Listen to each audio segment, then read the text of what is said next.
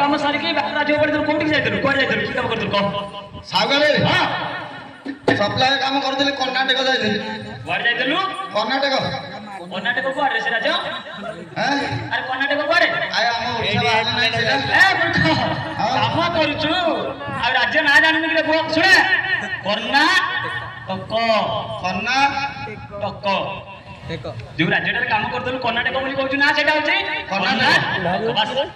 ହଉ ବାବା ଦେଖେ ତୋ ପାଖକୁ 4 ଥର ଆମେ ଲୋକ ପଠେଇଲୁଣି କାହିଁକି ଶୁଣେ ତୁ ଥିଲୁ ଆଗରୁ ହଳିଆ ପିଲା ଆଜ୍ଞା ତୁ କଣ ଗୋଟେ ଲୁଚିକି ପଳେଇଲୁ କଣ ପାଇଁ ଏବେ ତୁ ଗଲାଠୁ ଭଲ ହଳିଆ ପିଲା ଗୋଟେ ପଡୁନି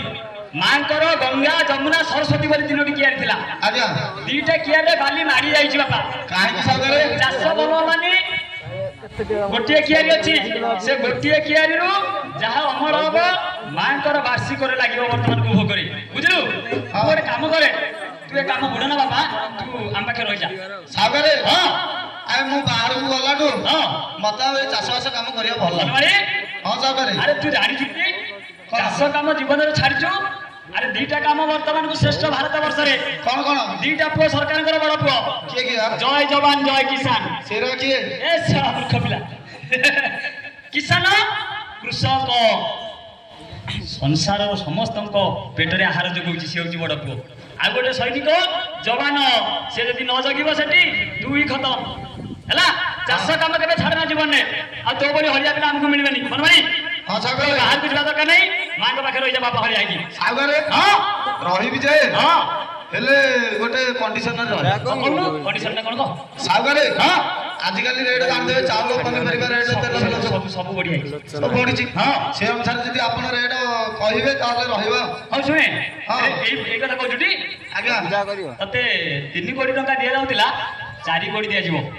ସାଗରେ ହଁ ତାହେଲେ ମୁଁ ରହିବିନି ଏ ଶୁଣେ ୟାର ମୁଁ ପଦେ କହିଲି ତୁ ପଦେ କହ ଯଦି ନ ବୁଝିଲା କେତେ ମଉସା ଅଛନ୍ତି ଭାଇ ମାନେ ଅଛନ୍ତି ଗୋଟେ ରେଟ୍ ଫାଇନାଲ କରିକି ରହିବୁ ତୁ ସମସ୍ତଙ୍କ ଜରିଆରେ ତାହେଲେ ଠିକ ଅଛି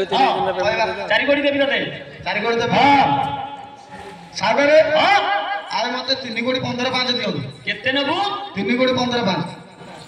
3 କୋଟି ଭଲ ରେଟ୍ରେ ଅଛି ବସେଇ ହଉ ଆମ କଥା ନହେଲେ ନାହିଁ ତୋ କଥା ରହିଲା ଶୁଣେ ତୋ କଥାରେ ହଁ ତୋ କଥାରେ ଆମେ ଗଲୁ ସମସ୍ତେ ରାଜି ହେଲେ ପରା ହଉ ଗୋଟେ କାମ କରେ ରହିଲୁ ଆଜିଠୁ ଆଜ୍ଞା ହଉ କଥା ଦେଲୁ ସମସ୍ତଙ୍କ ଆଗରେ ଆଜ୍ଞା ବାପା ଘରକୁ ଯା ହଁ ଡାମ୍ବଡ ଆଣିବୁ ଆଣିଲେ ଫଳ ବନ୍ଧା ଠିକ ଅଛି ହଁ ଡେରି କରନା ଶୀଘ୍ର ଯା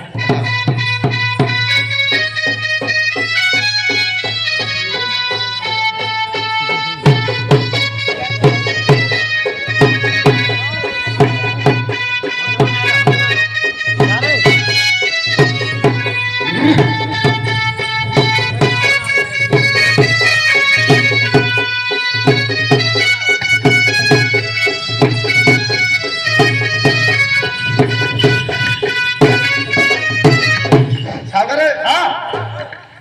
ଦାମଟା ଧରିକି ଆସିଲେ ଡାମ୍ବଡ ଶୁଣେ ଭଲ ଜତି ଅଛନ୍ତି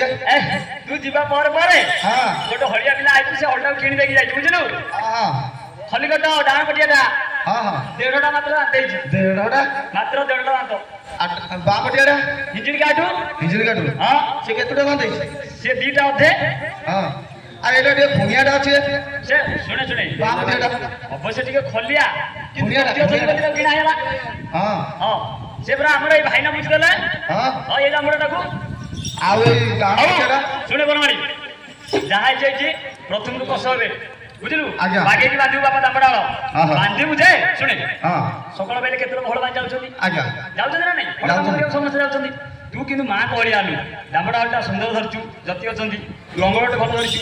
ବେଶ କଷା ଟିକେ ଭଲ ହେଇଛୁ ଆଜ୍ଞା 2 ପଟ ହଳିଆ ଗୀତ ଗାଇବୁ ମୋର ବସିଥିବା ଗୁରୁଜନ ମଣ୍ଡଳୀ ଶୁଣିବେ ସିଏ କହିବେ ପ୍ରକୃତ ମା ହଳିଆ ହଳ ମାରୁଛି ହଳିଆ ଗୀତ ଆରମ୍ଭ ହବ ହଳ ବନ୍ଧା ହବ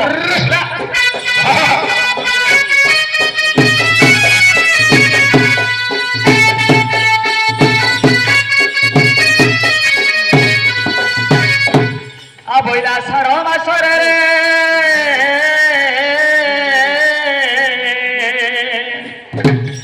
আমি ঘর গজন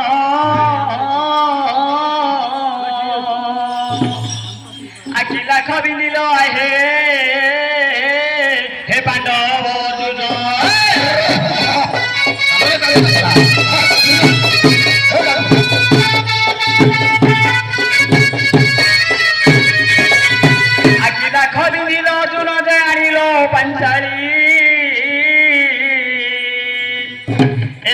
ରାଜାଙ୍କ ମୁଖରେ ଯେ ହେ ବାବୁ ମରିଲେ ଲଗାଳି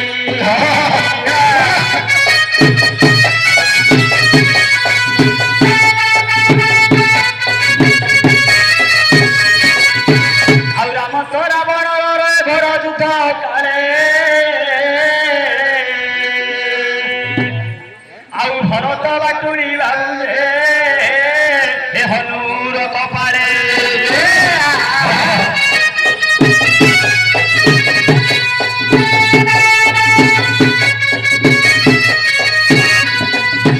ତଳେ ତ ପଡ଼ିଲେ ହନୁ ବୋଲେ ରାମ ରାମ ଏ ଭରତ ପଚାରୁଛନ୍ତି ରେ ତୁ କାହା ନନ୍ଦନ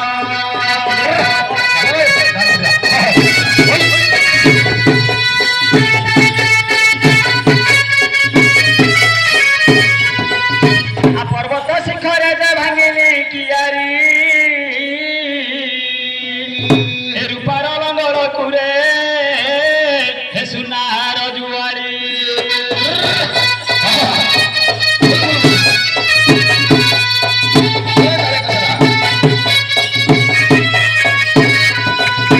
চকা চকা কিয়ারি কু যে লম্বা লম্বা তলি